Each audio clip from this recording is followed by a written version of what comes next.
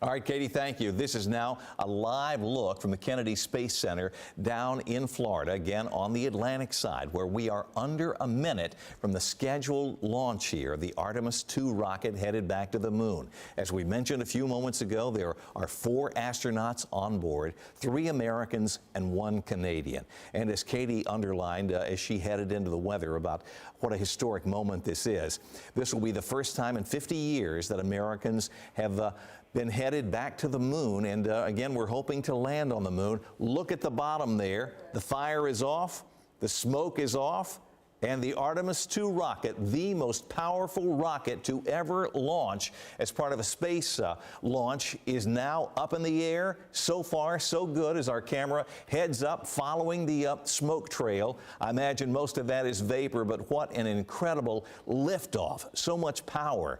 And as we continue to go up, hopefully we'll get past that and see the rocket again.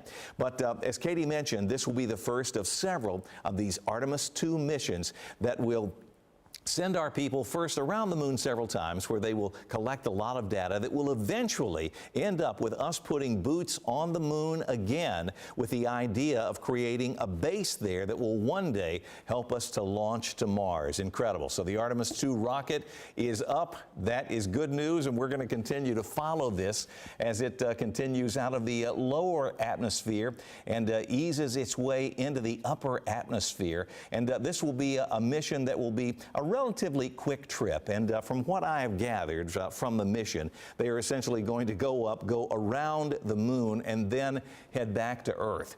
There's been a great deal of work done trying to find the right place on the surface of the moon to locate an eventual moon base, if you would, headed by NASA, that will be really incredible in terms of our ability to reach some new technological advances, things that we test for this program that will one day be an everyday use for all of us, because that's simply what happens.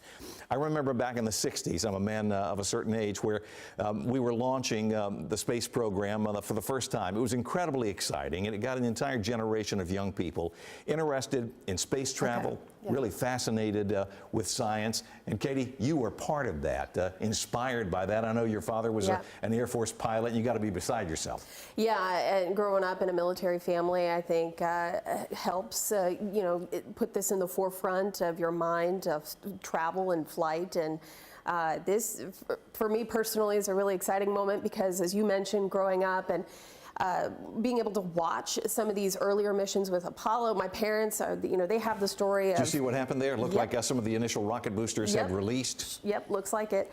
But again, they have these stories of when we landed on the moon, they know where they were, and I just have always been envious of that. And so this is that next step, and I'm really fortunate to not only have this, but to be able to share this with my sons.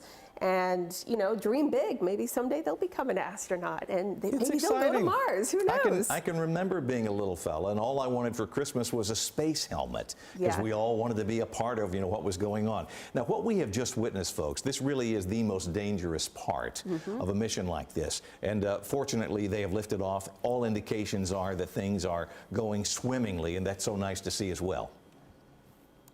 As far as I know, that's what it looks like from here. And, you know, we do, I don't know if we have the actual audio, but the, NASA audio gives us kind of a play-by-play of what's going on here. So the 4 astronauts well on their way here as they continue their trek to the moon. Again, it's going to be a 10-day mission.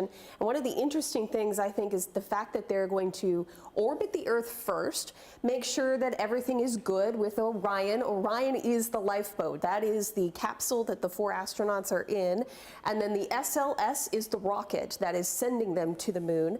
And throughout different stages, one we just saw there, you'll see different parts of the rocket detach from the rest of the spacecraft once they get up into Earth's orbit. They're going to orbit the Earth and then use Earth's gravity to slingshot out into the moon. So that'll actually help kind of give them an extra extra boost, if you will, to push them out towards the moon. And they do the same thing with the moon to get back home. We're going to take a break, but we will continue to follow this historic Artemis II mission. You're watching Fox 17 News at 5:30.